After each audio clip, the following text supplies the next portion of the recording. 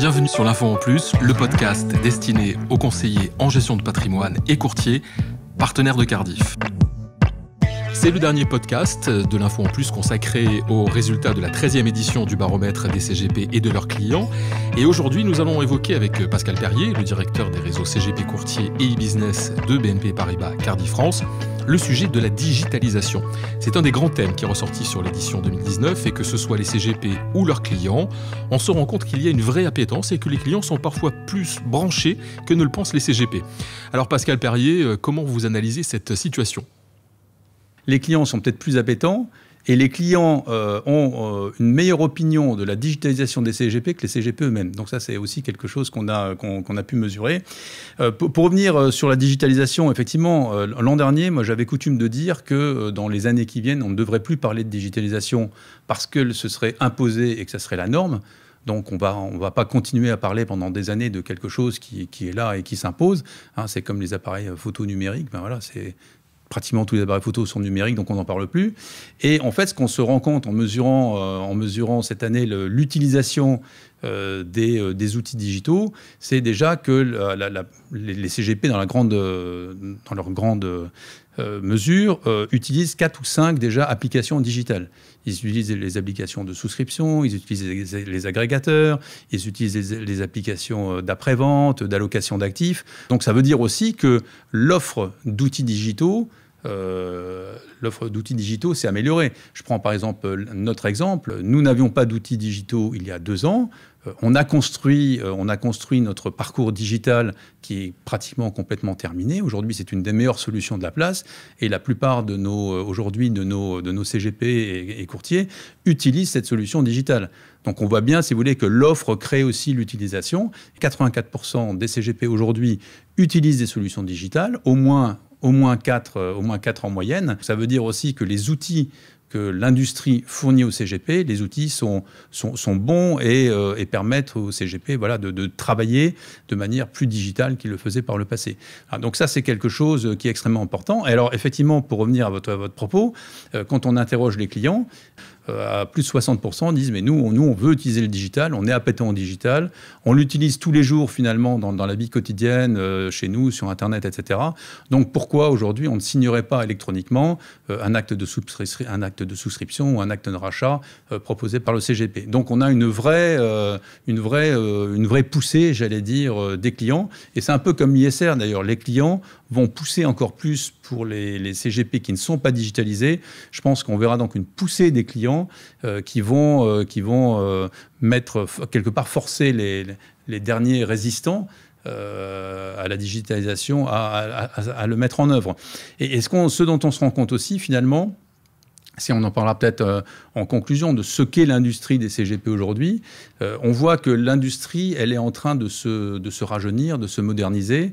Et donc, vous avez quelque part, si je peux me permettre, l'ancien monde qui reste encore papier et qui progressivement va disparaître parce que ce sont des CGP qui maintenant, aujourd'hui, ont l'âge de la retraite, qui ont cédé leur cabinet ou qui vont passer la main. Et toute la nouvelle génération ne pourra plus travailler sans digitalisation. On ne peut plus imaginer aujourd'hui, vu les volumes qui sont traités, un CGP qui ne travaille qu'avec du papier. Voilà. Donc des CGP digitalisés, des clients digitalisés. J'aimerais conclure cette partie sur la digitalisation en disant que probablement l'année prochaine, on n'en parlera plus parce que ça sera un fait établi. 90% de la profession utilisera des outils digitaux et ça sera une norme. Voilà. Ça sera une norme. Est-ce que selon vous, les CGP on va dire qu'ils n'adhéreraient pas aujourd'hui encore au process de digitalisation, c'est peut-être aussi par crainte, par peur, par méconnaissance de certains outils et par cette impression qu'ils pourraient avoir que ça pourrait casser leur relation privilégiée avec le client? Alors non, parce que, encore une fois, ça je le dis souvent, pour moi le digital n'est pas antinomique avec l'humain. Le digital, il ne faut pas oublier que ce n'est pas une fin. Le digital, c'est un moyen et on est dans un métier de relations humaines, que ça soit entre le client et son CGP ou que ça soit entre le CGP nous-mêmes. Je ne vois absolument aucun risque d'intermédiation dans la relation humaine faite par le digital.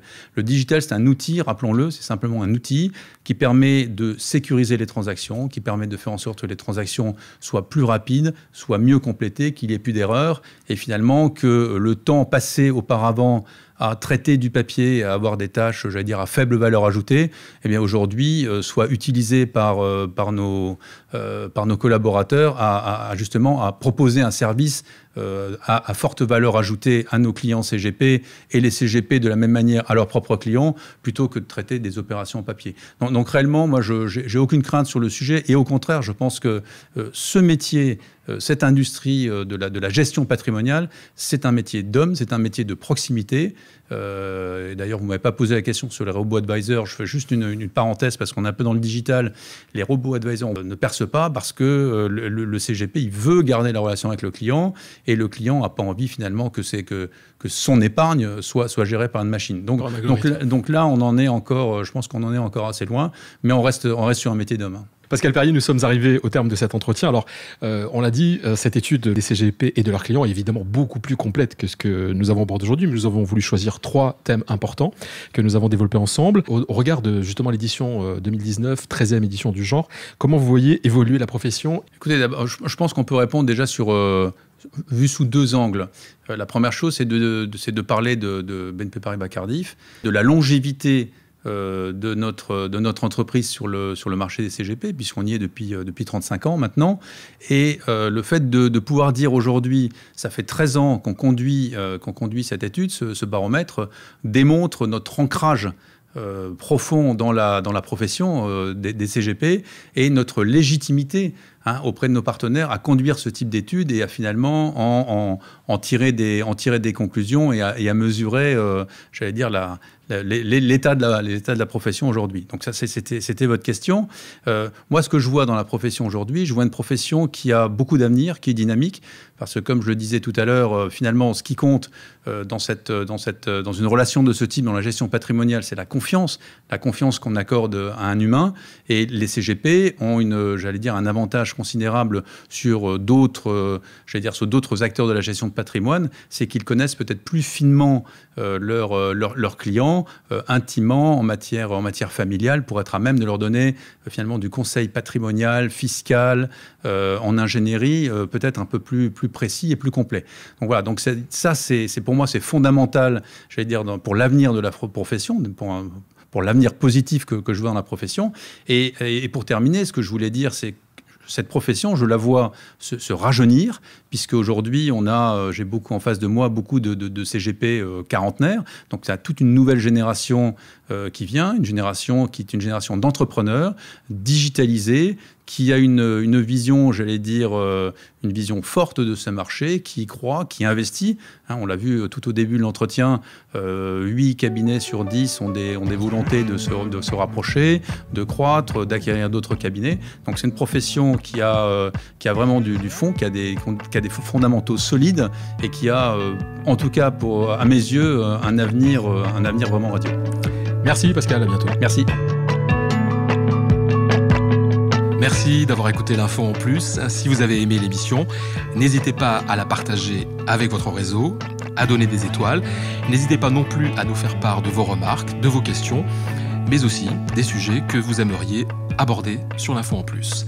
Vous pouvez nous retrouver sur LinkedIn et Twitter sur les comptes Cardif France.